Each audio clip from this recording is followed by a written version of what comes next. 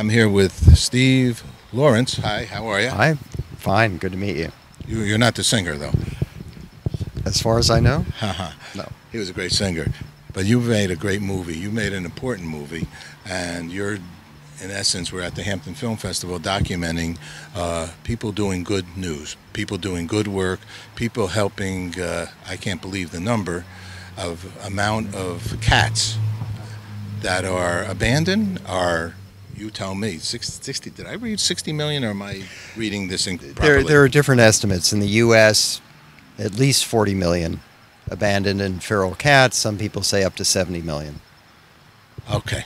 And we're going to talk a little bit about the possibly a million cats in New York City? Well, that number isn't necessarily accurate. The number that we use in the film is 500,000. Okay. But even 500,000 is more cats on the streets of New York City than there are in homes. It's almost more than people. Well, no. Okay. But in No, general, homeless people, the cats outnumber the homeless people by 20 to 1. it's a very serious issue. That's a very concerning comment. And you were able to reach out to those that are trying to do better with this scenario? We decided to make a film about the cat rescuers, and that's the title of the film. We wanted to document what these people do day and night, hitting the streets of Brooklyn to rescue cats. Many of these cats have been abandoned. People move, they get rid of their cats, somebody dies, the cat gets abandoned, bodega owners taking cats to control the rat population. When they're no longer necessary, they boot them out. Cats end up on the street so many different ways, and they procreate like crazy. A cat can have 3 litters a year. A cat can get pregnant 30 minutes after giving birth. And so what you have is this kind of Malthusian nightmare, a population explosion that has happened in the city, and the city really isn't doing much about it. And so the problem is being addressed by rescuers, by activists, animal lovers who don't want these cats to be living on the street, starving to death, freezing to death, injured, ill, suffering. It's for me. I'll be frank with you. Or a good news broadcaster. So for me, anybody that has an animal in their home or a pet in their home has that pet in their home because they love a pet and they love an animal. So to hear that so many have been abandoned, I mean, you gave some valid reasons why, and then you mentioning that they procreate at best. Yes, but there's no way to quantify how many cats have actually been abandoned. The problem is that once they're out there, if they have not been spayed or neutered, and they're female, of course, over a few years, one cat can be, the originator of tens of thousands of cats. And so that's the problem. And so the rescue community came up with a solution, which is called Trap, Neuter, Return, TNR, where you trap the cats, you get them spayed or neutered, and then you return them to their colonies. The ones that are kittens are young enough to be socialized, get adopted out. You find homes for them. And that is the humane solution. That's the way you reduce the population and stop this problem from growing further. You stop the suffering. I'm going to ask this, and I really don't know much about it, but I believe I did a story once about, and I hate to even say this word, Euthanasia?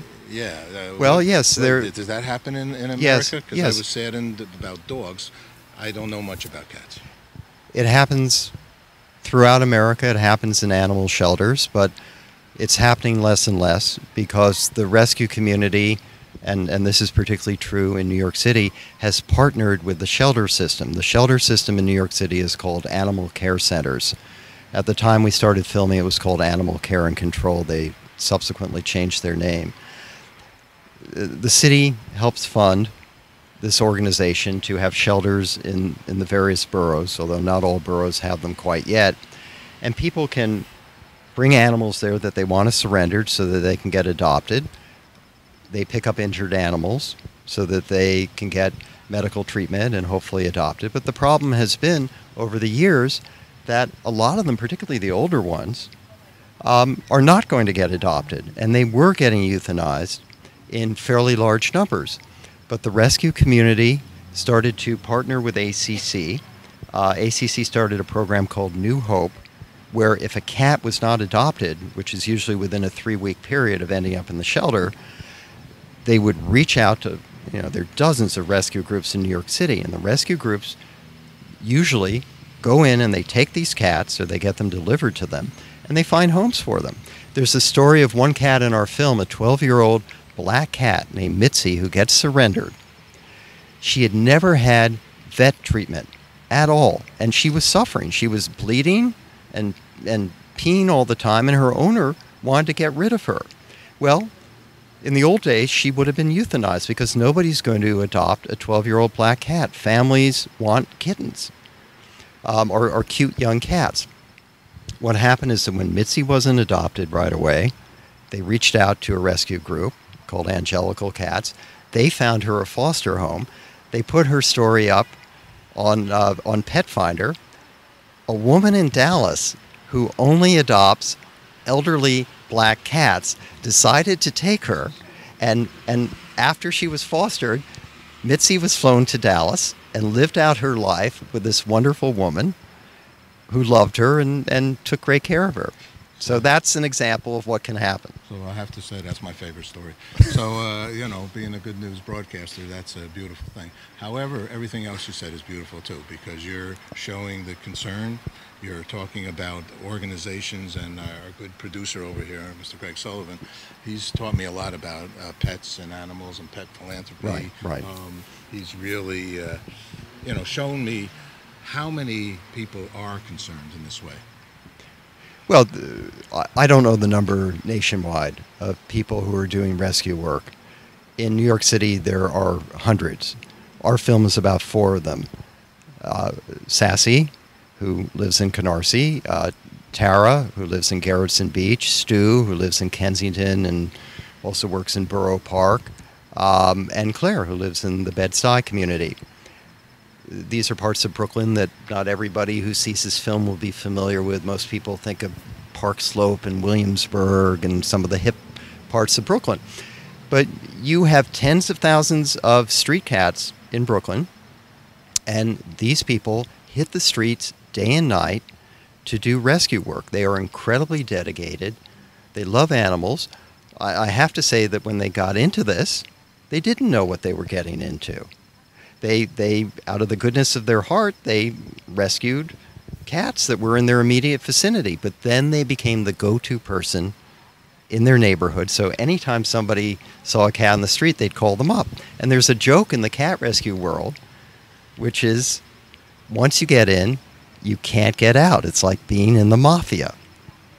And that's part of what the film is about, is the struggle that these people have, and they're all full-time professionals. They're not crazy cat people.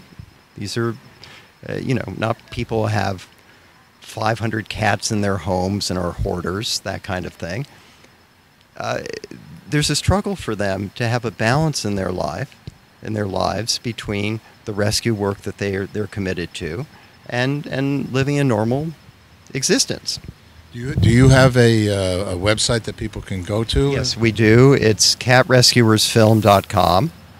And we're also on Facebook and Twitter and Instagram. Our handle is Cat Rescuers Film. And this is a feature documentary. It runs 87 minutes. It's starting to do the festival circuit now. It's having its world premiere tomorrow at the Hampton's International Film Festival. It's getting a very, very positive response from everybody who sees it because it's a very emotionally engaging film. We have strong characters. We have a story about animal welfare, and it's a story that very few people know about. So I think it's going to be an eye-opener for a lot of folks. Congratulations. I'm going to ask you 3 other little quick questions, if you don't mind. Go ahead. We're very involved with World Peace, International Day of Peace, September 21st. And in New York, we've been doing some events for the last 16, 17 years. And I'm also happy that I drove a cab in Brooklyn for a few years, so I know all the locations that you are speaking about. But I was a producer of a soap opera, and then they canceled it. The son Which of a gun, one? so CBS. It was called Love of Life. Wow. On CBS. Oh, my God. I remember it. Yeah, it was a while ago. So We're into this peace movement, and I've asked many, many people, what does peace mean to them? If you could say your name again, and what does peace mean to you? My name is Stephen Lawrence, and peace to me is equality, acceptance, compassion. Okay. The other question is, we're involved with creating a movie called Woodstock Forever, Peace, Love, and Hope. And I wonder, if you say your name again, what does Woodstock mean to you? My name is Stephen Lawrence. Woodstock, to me, is a festival that celebrates community and music, and I think peace. All right, last question. Thank you very much for sharing. Right. We also have a channel for love. Okay. The love channel. I'm hitting you with a lot of yeah. I'm not. involved. I don't think. I don't think I'm not giving you good answers. No, you're giving me very good answers Okay. on the cuff here. So I would ask you, what does love mean to you? Do you want me to state my name again? You could. Yes, that would be good. Thank you. My name is Stephen Lawrence. Love is the connection that binds all living things with hope and with compassion. Beautiful. Thanks. And I should also say that when I think of love, I think of my wife, Helen Garrett, who's sitting right over here, and was also part of our film and one of the inspirations for it. And that's a whole other story, but we can't get into it now.